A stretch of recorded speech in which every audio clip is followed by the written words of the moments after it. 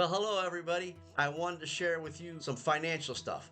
One of the things that we pride ourselves on at Sharp Auto Body is helping our clients figure out what's in their best financial interest. So, today I want to talk about what to do if you have a leased vehicle and it's time to turn it in and it's got damage on it. I've used this with clients over the years, and sometimes we fix cars and sometimes we don't, but it always ends up working out for the client's best financial interest. And let me explain why. So I had a gentleman come in and he had damage on the hood of his vehicle, and it was a leased vehicle. So I wrote him an estimate for $1,000 to fix his hood. And then I told him, don't fix it. And he looked at me kind of funny and said, what do you mean? I said, well, you've told me this is a leased vehicle. It's close to turning it in. What you want to do is take it back and ask the dealer.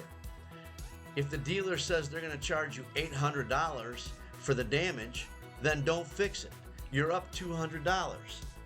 If you take it back to the dealer and the dealer says they're going to charge you $1,500 for the damage on the hood, then come back to us and let us fix it for $1,000. You now have some accurate information, some accurate numbers to make the best decision for you financially to save you money. So if you have a leased vehicle with damage on it, you don't necessarily want to just run in and turn it in with damage. You want to get a great estimate from us, from Sharp Auto Body, but you want to get an estimate on the damage before you turn it in. Now you can make an educated decision on what's in your best financial interest. So I hope you found this valuable, and if you did, please share the video and or the information with those you know, like, and love.